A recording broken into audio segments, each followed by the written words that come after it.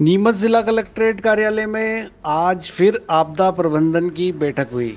इस बैठक में निर्णय लिया गया है कि नीमच नगर पालिका क्षेत्र रेड जोन में है, जिसके चलते नीमच में व्यापार धंधे को इजाज़त नहीं होगी, जबकि मनासा और जावद पूरी तरह खुले रहेंगे। वहीं मनासा और जावद की कृषि उपज मंडी भी प्रारंभ कर दी जाएगी। बैठक के बाद जिला कलेक्टर ने वॉइस ऑफ एमपी से ख़ास बातचीत करते हुए यह भी कहा कि शाम 7 बजे से सुबह 7 बजे तक के कर्फ्यू का कड़ाई से पालन किया जाएगा।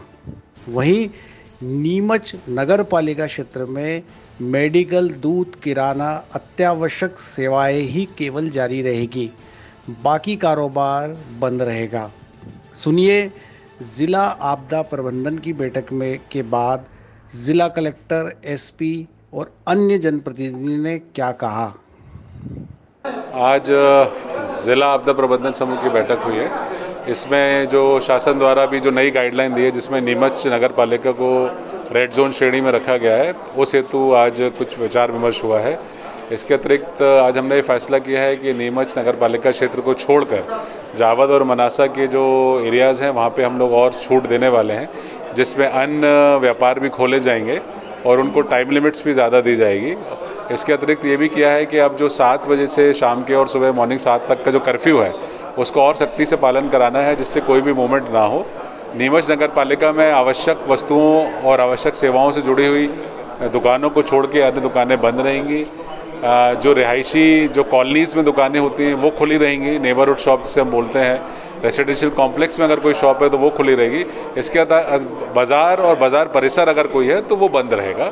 सिर्फ आवश्यक सेवाएं और आवश्यक वस्तुएं खुली रहेंगी। तो ये एक प्रमुख हमने एक कार्य योजना बनाई है और भी कुछ प्रस्ताव आए हैं, तो जिसको हम लोग आज शासन को भेजेंगे, जिसको उस पर निर्णय लिया जा सके। देखिए, पूरे जैसा आपको पता है नीमच नगरीय क्षेत्र को रेड जोन में रखा गया है, बाकी पूरा जिला ग्रीन जोन में है।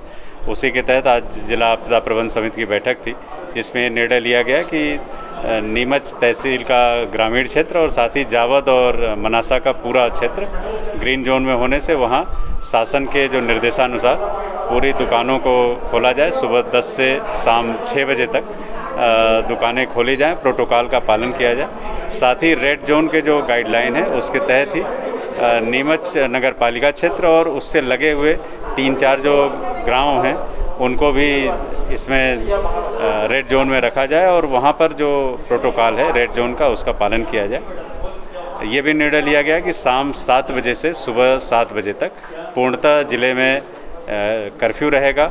ये पूरे देश में कर्फ्यू है, तो उसके तहत 7 से 7 बिल्कुल लोगों का आवश्यक सेवाओं के और मेडिकल इमरजेंसी के अलावा बिल्कुल आवागमन प्रतिबंधित रहेगा। इसका सख्ती से हम लोग पालन भी करेंगे। एक तो जो तालाब गहरीकरण का जो पहले काम चलता आया था और वैसे निर्देश तो जारी कर दिए थे यहाँ से, जैसा कि बताया कि अभी इस बार बरसात बहुत हुई, तो बरसात होने से खेतों की मिट्टी का रिसाव हुआ और वो तालाबों की ओर मिट्टी भर रही है और खेत भी कहीं कहीं मिट्टी रिसाव के कारण खेतों की स्थिति बिगड़ी है।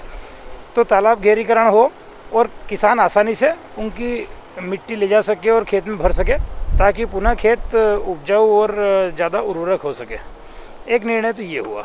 दूसरा निर्णय जो ये है कि नीमच नगर है रेड जोन में और कहीं कहीं त्रुटिवश कुछ ऐसी चीज़ें हो रही थी कि वो शहर के बाहर भी, जैसे कि सीमेंट के डिपो हैं, चूँकि वो बाहर है, या कुछ जो बाहर जो नगर पंचायत क्षेत्र है उनमें भी कहीं कहीं कुछ न कुछ कम्युनिकेशन के गैप के कारण दिक्कतें आ रही थी।